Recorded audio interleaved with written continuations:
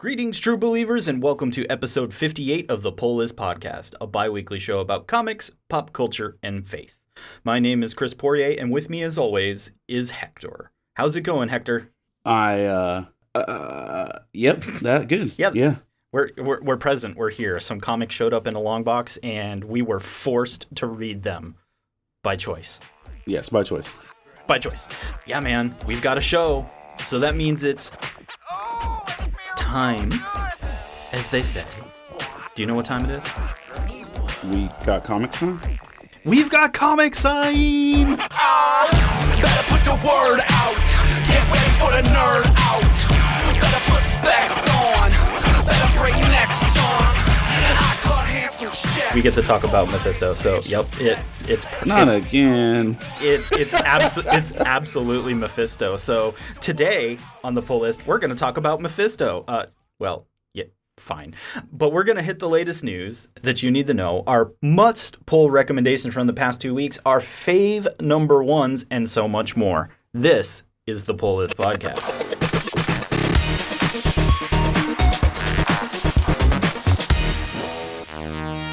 So stepping into our high-technology newsroom, which still is a small closet with sound-reducing foam and a door that I can open and close.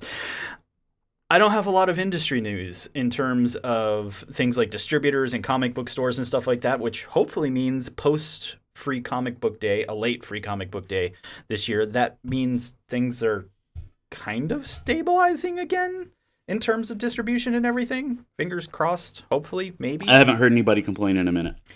Right, so I feel like that's a good thing, and we should probably highlight the times when it's like, hey, I'm not here to tell you really complicated things about retail distribution and everything, but we will when it happens because it ultimately impacts you as readers at the end of the day, and we care about that because we're fans just like you. And we got merch. It's Comic Sign. But I do want to bring a few new products from some of our friends at the Big Two and some other places that are coming into the market over the next couple months. I know a few episodes ago I talked about Marvel and Viz Media coming together to do some manga team-up type stuff. Well, one of their first titles has been announced, and Hector, I'm not sure if you'll be excited about this or not. It focuses on a cat. And you're welcome. It's going to be called Marvel Meow, and it has a picture of a cat pawing at Spider-Man. So yeah, there you go. Marvel's foray into the manga world is a cat. Not that exciting, huh? Wasn't enough? Just confused, man. Yep. Well, there you go. We have the article in the links for you, so you can check that out. Hopefully, there's more, or there's going to be more Marvel characters involved. But I'm interested. I'm confused, but I'm interested. So more on the Marvel front, and probably of a more bit of a serious note, I suppose. If you've been tracking, and I think we at least mentioned it, coming up in about a month. I think it's in the next week or two or just the beginning of October. The Death of Doctor Strange arc is going to begin and conclude. And so far as we know, that's not a head fake. Doctor Strange is going to get whacked. Which means there's going to be a new Sorcerer Supreme. Yeah, I'm just saying this. Put it on record. Episode 58. I said it out loud. They're going to kill off Doctor Strange now so they can bring him back right at Multiverse of Madness time so that they can use it as a prop up to generate more sales. Merry Christmas. So you may not be wrong because some of the stuff that we're going to talk about in this week's polls in terms of things going on in the Marvel Universe, I kind of get that vibe going too, that technically they've been giving us the threads to what may actually be happening in the MCU for a while now. And that should come as no shock because Marvel and the Disneyfication of anything that Disney touches is that all things are supposed to be intermingled and related in some way, shape, or form. comics have held out slightly longer in that process, but I think this is going to potentially be one of those things that's been happening directly in front of us the entire time. Which, if done well, will be the oohs and ahs of everything, or it'll just be, it's all Mephisto. It's no longer probably Mephisto. It's definitely Mephisto. What? Anyway, they're going to name the new Sorcerer Supreme in December. So just turning into the new year and propping up of the movies and everything, like you said, there's going to be massive changes in at least the continuity that we understand here and now. Or we're going to be introduced to what continuity we've been staring at, which, to be honest, is what DC's doing right now as well, right? And did I actually? Yes, I'm going to talk about that next, because that's important as well. So, yeah, I think that's a good transition point to let's talk about how DC is kind of doing the same thing without doing the same thing. And let's remember for a brief moment that Infinite Frontier is still actually a thing. You know, I think I picked up the first issue, and then every time I go to a shop and see it on the shelves, I'm like, oh, is that still happening? And that's where I was. And while I was going through some of the news and everything, everybody was picking up, oh, but Infinite Frontier number 6. And it's like, good Lord, there's been 5 others of these that I apparently just completely cut out of my memory from existence. And let's be honest, that's coming from 2 DC bros sitting before our microphones right now that we love us some DC. And this has been like, oh, that's still a thing. Well, suffice it to say, without giving too much away, pretty much what Infinite Frontier 6 does is reintroduce the multiversity of DC and the fact that there are multiverses, and that, oh, by the way, that thing death metal occurred, which kind of broke all of the continuity and time and multiverse platforms and everything. So we know now that there are all these things, but in 2022... you will learn the truth of the multiverse, or something like that. Basically, Infinite Crisis I for the infinite time, which we've made that joke already, so I couldn't do it again, but I did. So my understanding is kind of like we've talked about before, and what we've seen with Future State and now Fear State, and the adjacent stories that have been, or supposedly were supposed to be 5G in the DC world, do exist, but they're all existing in different multiverses, which means they can all happen at the same time or parallel, but all in different universes, which means that now everything is continuity, just not continuity prime. Which feels like the most comic book thing I've said in a while, and we do a show about comic books. So, I don't know how I feel about that yet. I do appreciate that means that many stories can be told without potentially, quote-unquote, breaking continuity. But at the same time, it seems like a lot to mentally keep up with. It really is, dude. It's like, how much of this stuff am I supposed to remember? It's like in Marvel... Earth 616 type stuff, right? That you're like, okay, which prime am I? Which universe am I in? And it also feels very much Rick and Morty-ish of we just need to put a number after everything, and we'll figure out which is the truly evil Morty. And then all continuity will suddenly make sense. No? Too much? Just maybe, as long as we can get Christopher Lloyd involved. Yeah, I mean, that's fair.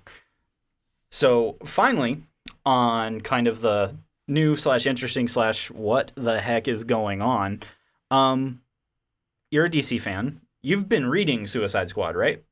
Yes. Okay. So you got introduced to a new old character this week. Which one was that? Ambush Bug. Oh, yeah. Okay. Everybody's favorite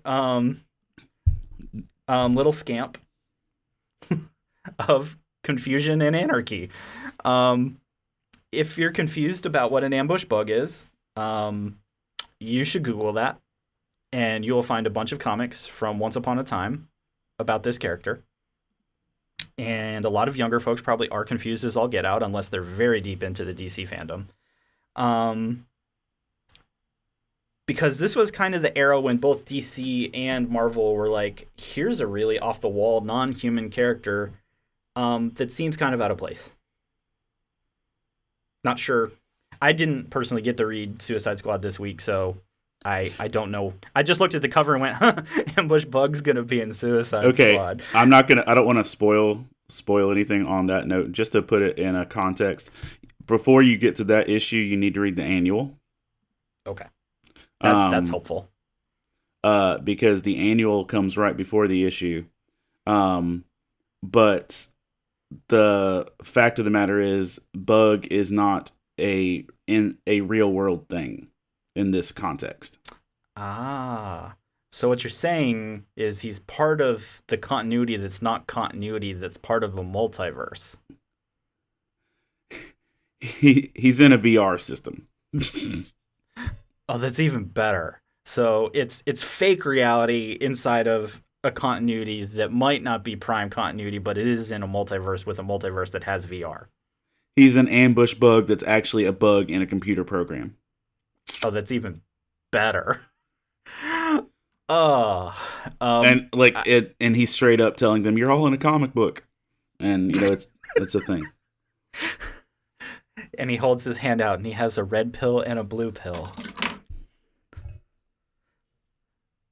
Oh, okay, that's kind of funny. That actually is very on brand for Ambush Bug. So, if you about that ambush bug action, then maybe that really is worth your. Todd Turner's the only person I know that's like deathly excited about Ambush Bug, but still. Well, Todd, this one's for you.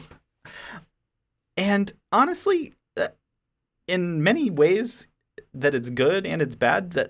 That's what you needed to know after the last couple weeks. That's our bi-weekly look at the industry and delivering you some of the inside knowledge, or not so inside knowledge. But as always, you can join in on a conversation with Hector and I and all of your other nerdy friends on the Love Thy Nerd Discord or in our Facebook community and begin your weekly geeky adventure together with us.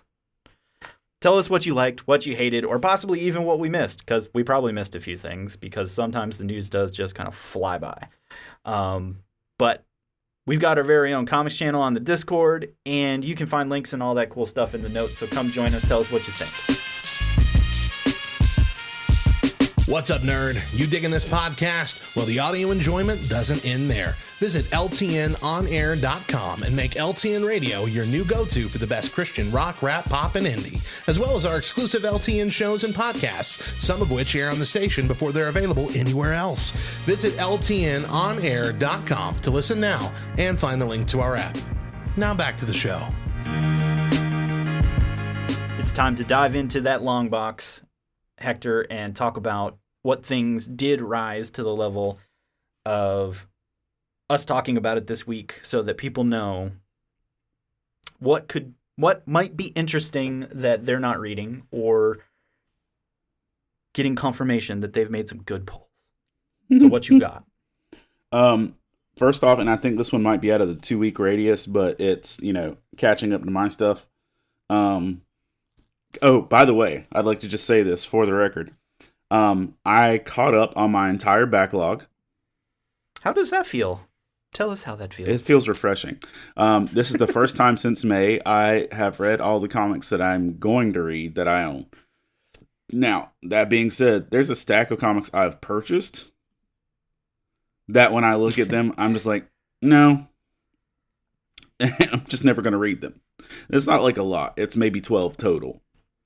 But maybe that's the new special on the show. The comics that got my attention, but there is no way I am ever opening. Yeah, that might be a thing. But then I also feel sad because some of them I think are important. I just don't care.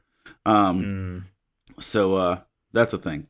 But I'm done with my whole pull list, and I've already read everything that came out this week. Thank you. Hold for applause. Is that possible? I don't have any books left. Now, the only thing I have left to read is the trade paperback of Steeple Volume 2. But Oh right. so I'm only a few pages into that, and it's flippin' delightful. If you are okay with a comedic book about a youth pastor being friends with a Satan, whatever you would call a youth pastor for the Church of Satan, and like they being BFFs, and then they have the end of the series of the proper series, like the original, ended with them like having a crisis of their own faiths and swapping places. So the girl who was the Satan youth pastor for the first 5 issues joins the church, and the other girl rebels and joins the Church of Satan, and it's just they're annoying everyone. And it's this weird spiritual comedy. But anyway, I'm reading that. I'm taking my time because I'm having fun, which is important, kids. Yeah, there's a lot to unpack there. And it's just like the jokes make me giggle. The literally page 1 or 2, the former youth pastor is trying to hold a sing-along at the Church of Satan, and saying that some of the physically demanding sensual things are tough for older practitioners, and they need something a little lightweight. So it's just I'm giggling through the whole thing. But anyway, so outside of Steeple, Comics are for everyone. comics are for everyone. But yeah, so Robin number 5 out of this Robin series that's been going on. This is, following out a detective where Damian quit being Robin and everything else. And he is on an island doing a death match thing where you can die 4 times on the island, and be brought back. Okay, so it's you only get a maximum of 4 dunks in a Lazarus pit, or they've come up with another resurrection capability. So this is an island that is basically a living Lazarus pit. Ah, So that's not confusing. As long as you're on that island specifically, you can die 3 times before you die. Then I guess technically you could be put in a Lazarus pit, but there's not one on the island. I don't know. It's from a cult of Lazarus or something, or like the Lazarus Project or something. I don't know. But it's a separate branch that Ra's al Ghul does not endorse. Ah, okay, there it is. So the League of Assassins are like, nah, that's Walmart generic brand Lazarus. And that's what it is. That's what it was called. It's called the League of Lazarus. And it's disowned by the League of Assassins. I guess it's something they started and then abandoned. But after Ra's al Ghul was defeated back in The Outsiders, he's living peacefully in the South Pacific, chilling and learning from his mistakes. What a delightful arc. It is. And so the demon's head sipping Mai Tais on a beach, contemplating his life. And doing yoga. I'm not even kidding. That's exactly what's happening. And wow. Because Damien ends up there, and he's like, "Let me teach you, kid." And he straight up like teaches him kung fu and says, it's not always the best thing. Sometimes you need to chill. But anyway, Robin has been delightful. It's only a 5-issue arc, or so far. I think it ends with 6, maybe. But the whole thing, been kind of their methodology for the one-offs has been 1 through 6, like Black Manta that came out. Yeah. This week is a 6 as well. I think that's kind of isn't Blue and Gold 6 as well. That this is kind of the telling a story in isolated continuity that isn't ongoing, but is happening somewhere in a period of time that is interesting. And I'll tell you what, I'll actually take that and be glad for it if we just get good stories without having to fit into Fear State. For sure. But that's happening too. We'll get there. But so the whole thing is Robin's been on this island battling to the death. Ravager is there, and some Deadpool, Deathstroke knockoff, and Connor Hawk, former Green Arrow Speedy kid, is the League of Lazarus's chosen one over Damien. And so he's been like brainwashed by the League of Lazarus, all this stuff. Anyway, Jason had actually sent Ravager to the island to spy on Damien to make sure he was okay, which was sweet. But anyway, they have this whole moment in Robin 4 where he is with Ra's al Ghul after being chucked off the island. And in this one, he leaves Ra's, goes and gets gets a new Robin costume that he has designed himself or whatever, and he's tracked down by the entire Bat family of OG Bat family. Like Cassie and Duke are left out, but I think they have other plot points right now. But literally, you get to a point where Barbara, maybe not even Barbara, I need to look back. But Stephanie, Damien, Tim, Dick all chase him down to a rooftop, and they're like, "We can't let you go back. We love you, blah, blah, blah." And he's like, "If you can catch me, you can stop me. I won't go." And so there's all these little touching moments where like each of them tries to impel their wisdom to Damien as they're chasing him. And it's like all of these like heartfelt moments where like Jason corners him and he's like, "You know what? You may not like I know you think you're the outcast or whatever else, but," he says, "you're the most emotional one." And he like goes up to give Jason a hug and then tases him. And it's just like, so it's just like this really sweet moment. And then where with tasers. And then but then it's just like literally everybody gets a moment where they get to love on Damien. And then it's one of the best Damien moments in the, like, literally just this issue. If you enjoy Bat Family, it's one of the best slices of Bat Family since in Tom King's arc they were sitting there eating fast food together. And so there's even a moment where Dick finally catches him and he's like, "Bruce sees all of us as Robins first, but you were my Robin." Aw.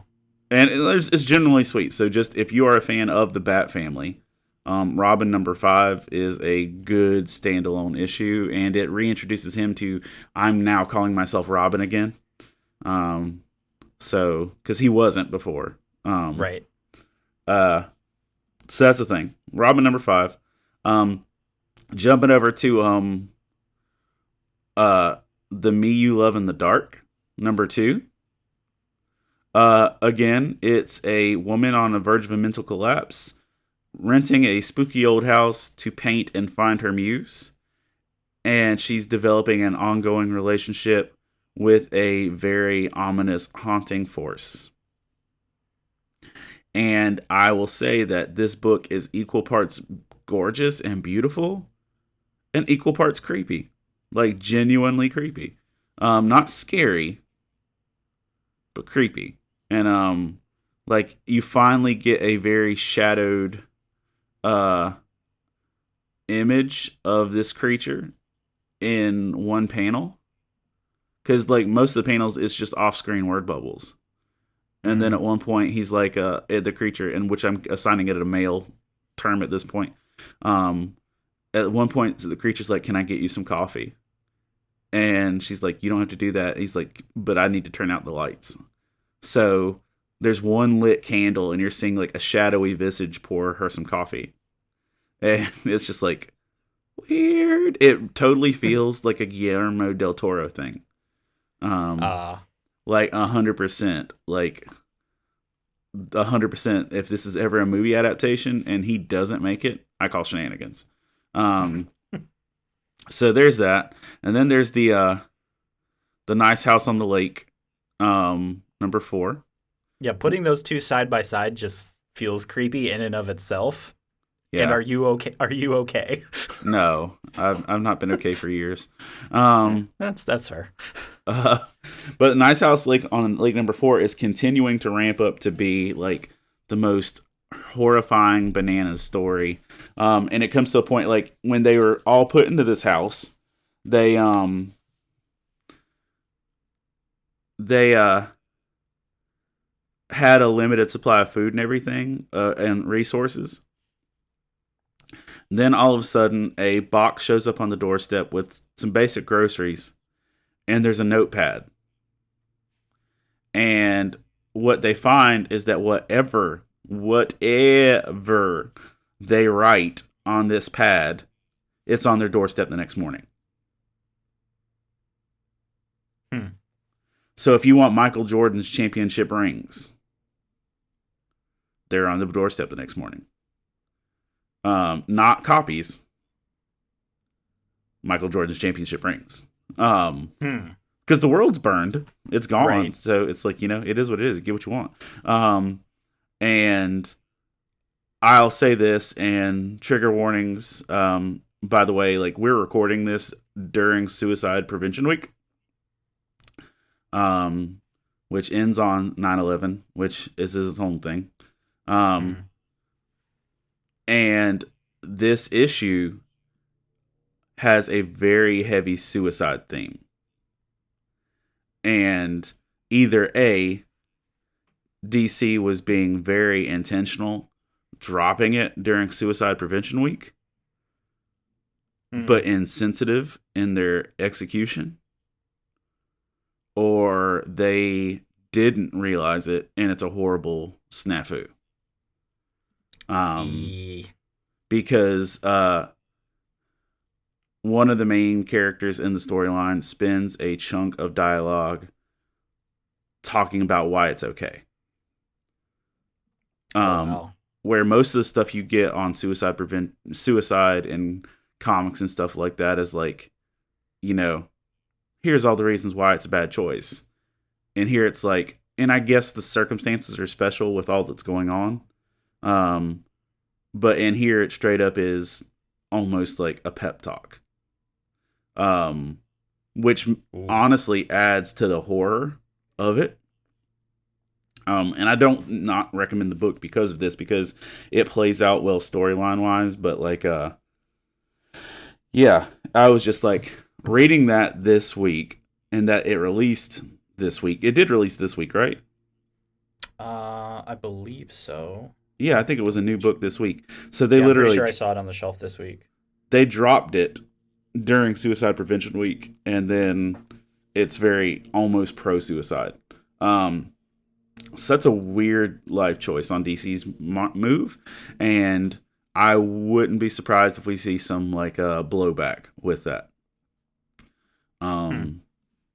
So yeah, but the book continues to excel, and somebody says it's gotten better every issue. If it hasn't gotten better every issue, 2 was a speed bump, and it's gotten better every other issue beyond that. So yeah, because I'm 100% like enthralled in this. There's some other plot points of like, they can't remember, like one of them finally stumbles on the idea that none of them remembers how they actually got there. Like the travel. Like they remember packing, and they remember arriving, but it's one of those things that they haven't consciously thought about. So, oh man, is this purgatory? I don't. Have we heard this story already? Is this Lost? Is this Lost? If a smoke monster shows up next week, we'll know. Yeah, and honestly, that might not be the wrongest concept, but considering it's dealing with aliens, I doubt it. But maybe what we're considering aliens are not aliens. Who knows? Yeah. But either way, interesting.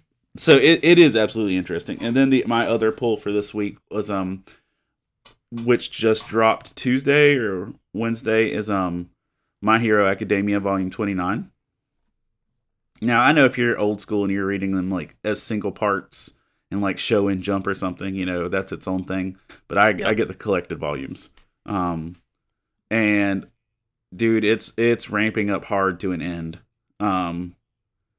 Like a big climax. And I will save you any spoilers because I know there's a lot of folks that are not on the manga level that love My Hero. But as dark as you see My Hero in animated form right now, you've not seen anything. Mm-hmm. And it's dark right now. But here's where it's at in a battle storyline. It is the full League of Assassins with a OP, fully overpowered Shigaraki versus Deku and Bakugo together. And I can't even tell you how overpowered Shigaraki is at this point, other than to say that he basically has all for one.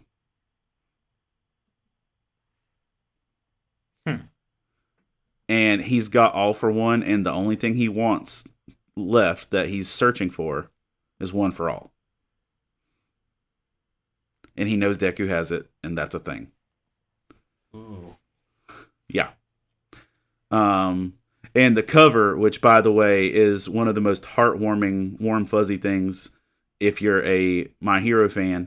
You know the image when they're kids, when they fall into the little creek and Deku tries to help Bakugo up? Mm-hmm. The cover for this one is Bakugo as his grown self in his full armor with little kid Deku still trying to help him out of the river. Oof. Yeah.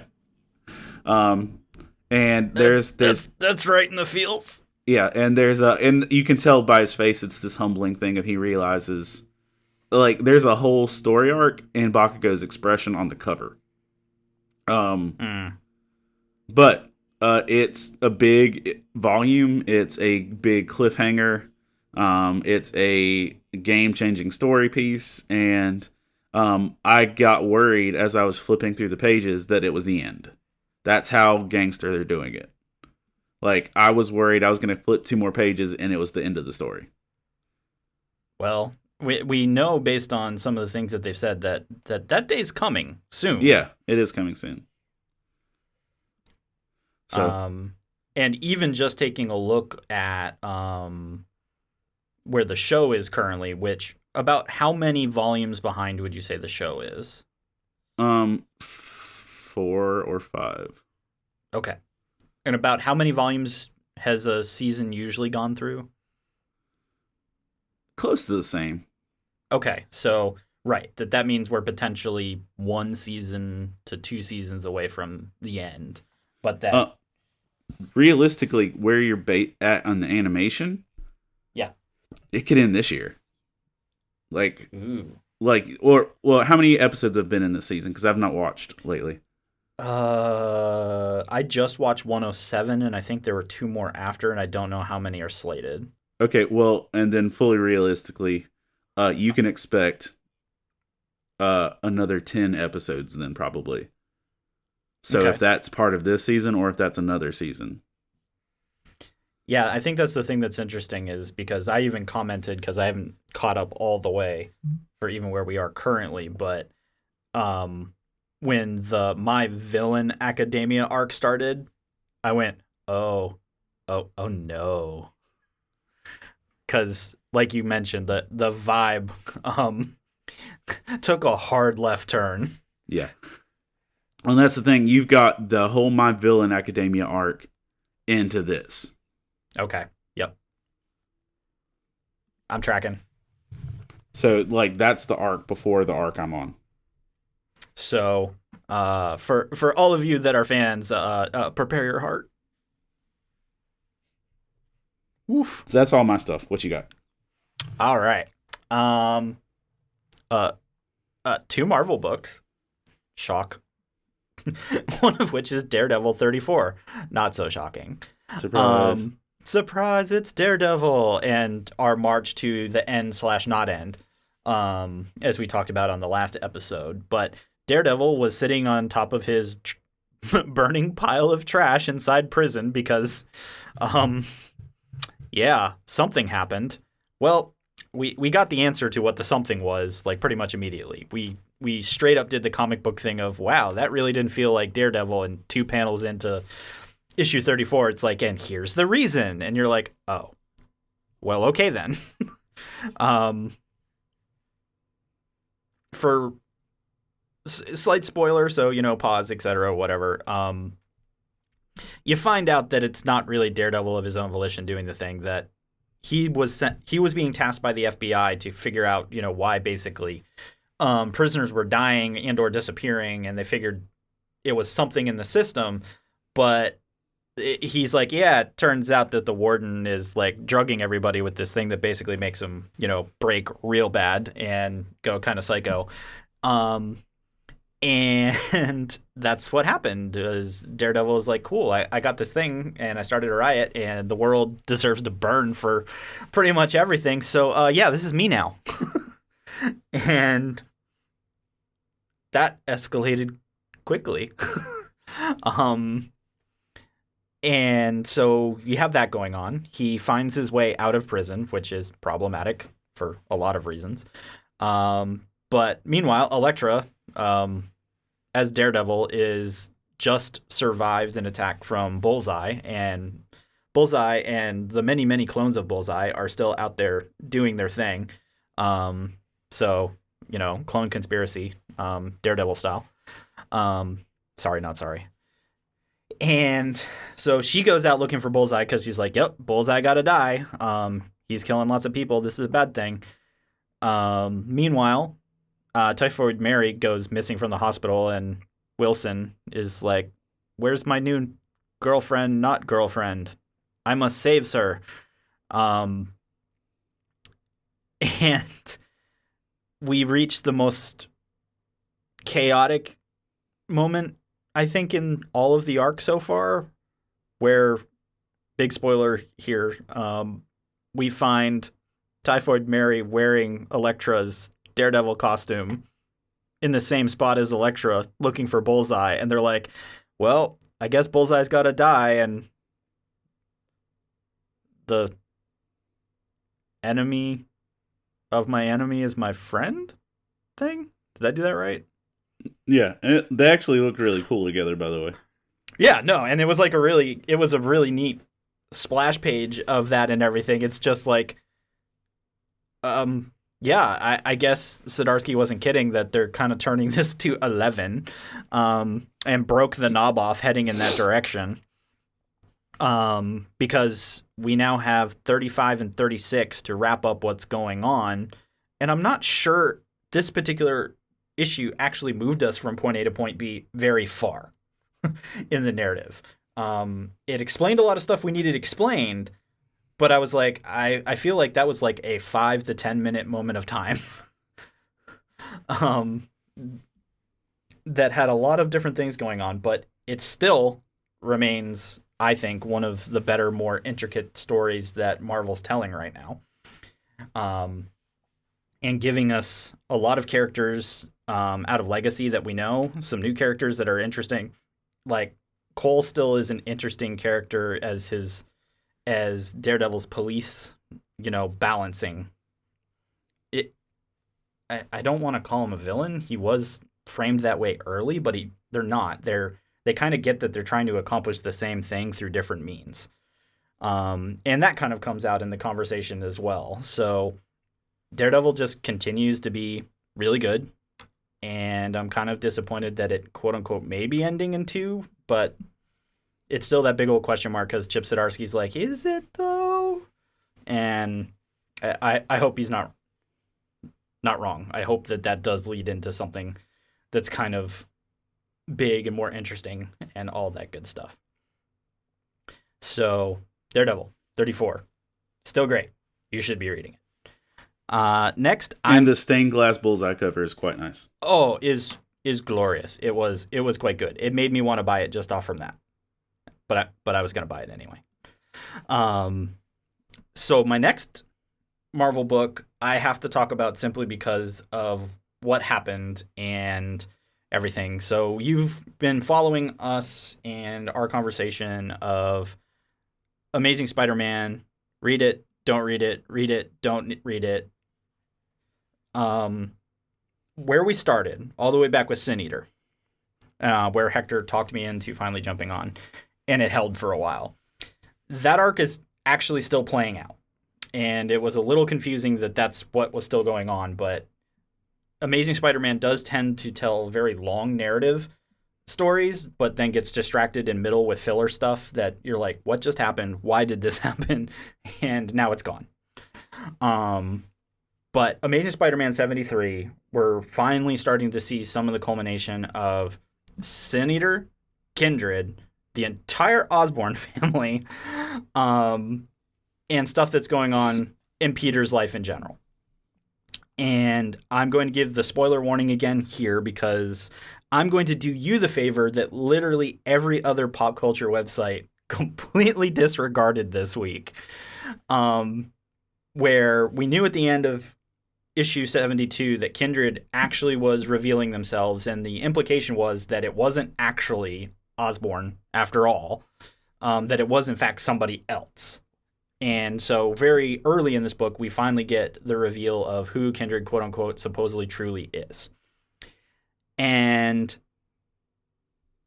so short break here. I literally saw that panel the day before the book came out by multiple websites that put that in their preview picture of the article. And I'm like, with a sticker on the side that said spoiler warning, giving away who the character was. So, side comment, that's not how you do spoiler warnings. No, like you can't add like the actual spoiler. I almost took a screenshot of it because it was the full reveal of the character the day before the book came out with a spoiler warning little sticker in the corner of the picture. And like literally every comment's like, that's not how this works. And it was a major pop culture site that did it. It wasn't, like a one-off blog that just was trying to scoop the world kind of thing. I don't remember, to be honest, but it was very close to one of that level. We're not on We Got This Covered level. No. So, all of that said, Kindred reveals, and it's Gwen Stacy. Gwen Stacy. Oh. Yes. So. Which makes sense storyline-wise. Okay. Yes, and I'm going to get to it because a bunch of people said, oh my goodness, they just retconned One More Day and all this other stuff. And I'm going to get to that because as this story progresses, and basically MJ and Peter are like, what? The Osborns are, what? Because a lot of stuff happened as a result of Gwen's death. That involves all of those people and the path that they ultimately end up taking and how they were involved or not involved. And I mean, that's the whole point is we're back now to Sin Eater that Gwen also then starts saying, it's time to face the sins of your past, Peter, et cetera, and Harry and Norman and all that stuff. And you're like, wow, that's okay. So actually golf clap because well done. Didn't see that coming. And on par for the arc and everything, and you brought us back to, oh, wow, okay, what's going on here? And now for the really, really spoilery part. And I'm telling you all of this because I think if you're interested in Spider-Man at all, and this is the type of thing you're interested in, now you need to go all the way back to where we told you to start reading months ago to see how we got here. Because that journey actually is interesting now that we have some context. But again, at the end of this book, when all of this is unfolding, we get a panel of Doctor Strange with his head in his hands and Mephisto standing in front of him, and Doctor Strange basically being like, can this just stop? And Mephisto saying, yeah, I guess you probably should have just gone back to playing the slots in the desert, huh? Whoa. And yeah, so if you're confused... Whoa. That's linking all the way back to the Donny Cates Mephisto in Vegas event that was really weird and confusing. And a lot of us are like, this seems jumping the shark. But with both of those statements at the end of a Spider-Man book, I just went, okay, hold up. I enjoyed that arc, by the way. Right. So that's why I want, because I was under the impression you hadn't read that I wanted to give you those pieces outside of context because you just made the connection that a lot of other folks probably did too. And I had to kind of slow clap again because I'm now very convinced that this didn't retcon anything and that Gwen Stacy isn't really there. Because this is very much the devil is just given everyone exactly what they quote unquote want or think they need after very traumatic events in all of their lives. And he is puppeteering something that's really broken. And oh, by the way, involves a dude that we also know in Marvel continuity is about to enter a battle for his life in Doctor Strange. So this is me saying this might actually be a really good Marvel event that is slowly building itself, and it's coming out of the Amazing Spider-Man line, and bravo. So I guess we're to the point where Chris says, I guess you should be reading Amazing Spider-Man. And oh, by the way, this is parallel to the Sinister War, which I actually don't care about in context with this going on. So there's very Marvel things going on here, but then at the same time, it's like, wow, that actually was a really hard Marvel continuity setup, and it actually is Mephisto. Probably. I mean, I feel a little more confident now, but most likely, probably, definitely. No, probably. we just have to say probably so it leads to sticker sales. Right, because we got merch. Got it. Yeah, Marvel, you're doing some things very well, and I think they're books that people might not actually be paying attention to, which means go pay attention to them. They're actually. I'm in. I'm curious now. And that says a lot. So now I would like to tell you about The Unbelievable Unteens #2. I told you about the first book in this really weird setup last episode. It's a Dark Horse book. It's about what we know to be a comic book creator who finds out that they are formerly a member of the comic book team of the book that she thinks she's writing. So she thinks she created it, but it's actually she's telling the story because she lived it. And one of the former team members kind of pulls her out of the real world and goes, no, we all still exist and something's going on. And the second book just leans into it. So if you want to think of the Image book crossover, where it's literally a story about the real world and comic book worlds colliding, this one is a little more subtle.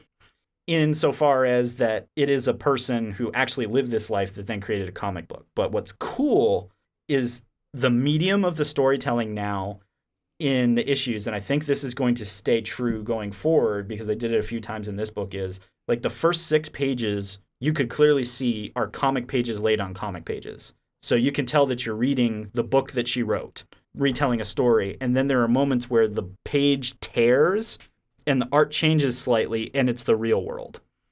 And it goes back and forth from this, of the team reassembling and trying to, remember why they forgot, because some of them forgot who they actually were, and trying to figure out where the rest of the team is and what actually happened.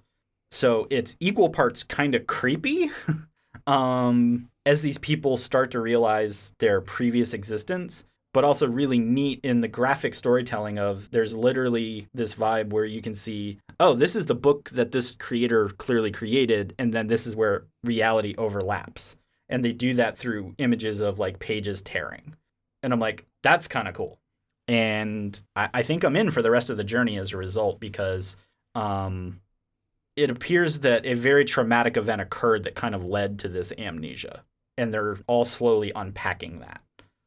So I think it's going to be one of those, we back into the cataclysmic event that resulted in their world being created and everything. And I'm just down for cool stories like that. So if you need another creepy book to add to your creepy list, then there you go. Between that, The Me You Love in the Dark, and The Nice House on the Lake, we will have potentially fully traumatized you by the end of the podcast. But finally, I actually do need to talk about Batman number 112, which was the first. Yeah, and I want to talk about it in the case of Fear State, because it's the first book after the Fear State Alpha, which was the setup to the story, which Hector and I both read and went, that happened. So I want to talk about Batman 112 because I felt Batman 112 did a better job of setting up Fear State than the standalone book that was actually designed to do it. Oh, yes. And that's why I want to talk about it, because we've talked about how Batman's felt kind of wandering and lost during all this. This book I read front to back and went, I understand what is happening now. I felt a lot of the ambiguity had been removed because we literally got every little slice of the story of Batman, of the remaining Bat family, of Crane and the Magistrate, of Saint Industries and what they're actually doing with the Magistrate as well. That we now get it. Tim Cook and Steve Jobs are evil, and they're going to be the ones that deliver an evil, all-being techno government that takes over all of our cities for our own good. Great. There you go. Nailed it. Confusing, but nailed it. So knowing that this is the end of Tinian's arc, it gave me some faith that maybe it will at least end strong, even if it's not like the most comic book thing that you have ever read in a very long time, because it's certainly setting up that way. But I felt less lost. I kind of cared about what Scarecrow was trying to do. I suddenly kind of was interested in what Saint Industries' actual purpose in all of this is. And the rest of the Bat family actually feels quite wonderful because it's clear that also Batman is like at a total... He's operating from behind the curve in this book, which comes back to what we talked about before of this feels way more like a detective book than it does a Batman book, but here we are. So if you're looking for Fear State to wrap up and wrap up well, I'm going to read some of the tie-ins to try to gauge if they are worth reading or not. But so far, if the writing stays this way, I think you can stay in the Batman lane and probably be just fine. If 112 can end up being our kind of measuring stick for that. So let's wrap up this bad boy by talking a little bit about some number ones that came out in the last few weeks, so folks know what they should be picking up. So Hector, what you got? I got nothing. What? There were no number ones that I picked up that I thought were worth like talking about. I did not pick up Black Manta number 1, so that's no insult to that. I just didn't read it for financial reasons. I struggle to pick up an Aquaman book, let alone a Black Manta book. That's fair. And so, well, if anyone ever thought it was possible, we finally did it. We hit a week where number ones came out, and Hector was like, eh. No, I read number ones. I read Fear Street Alpha number 1, or not Fear Street, Fear State Alpha. Fear Street. Ooh. I would read Fear Street, Alpha number 1. But I read Fear. Right, but this segment is called Worth Your Time, so. Now, Black Manta could totally be worth the time. I got no knowledge on it. But yeah, I got nothing. What do you got? So I did, and it's because I've been waiting for this book, and I was happy because I felt like he nailed it. And that was May's book number 1 from Jeff Lemire. I believe that is yet another Dark Horse that Lemire currently seems to be stabled at Dark Horse, and I don't hate it because that is the Unbelievable Unteens as well. And I just love me some Jeff Lemire, so sorry, not sorry. Anyway, for those of you that also like his work, May's book, let's see how to describe this. Did you ever read Underwater Welder by him? No. All right, you should read that. It's a very interesting book. That's kind of hard to explain because there's some reality bending, some time and all that good stuff. But so that book, next to his book from a few years ago, Royal City, I'd say that this currently has the vibe of both of these stories, where Underwater Welder was kind of a story of a person on a journey of remembering his father. Royal City was the process of someone remembering a brother, a family member, and kind of small sleepy town type stuff. And the process, both of them basically are processing of loss and what impacts that have on people. That, you know, a lot of these stories aren't feel good, except for the fact that if you at least appreciate the journey of people unpacking really difficult things in life, Jeff Lemire seems to do a really good job of telling these stories in a way that doesn't feel forced, but also has kind of an interesting vibe to him. Like, his art style is that watercolor painted art. So again, a lot of, like, he literally will paint a page. He'll set 5 pages up and do the pencils and inks, and then he will paint them so they all dry. Because he literally he does watercolor, so they all have to dry before he can even digitize them and do all that crazy stuff. So, like, the process is cool in and of itself. He also does a lot where color is usually used as a medium to move story or plot points forward. So when stuff goes from black and white to full color, usually something is being communicated.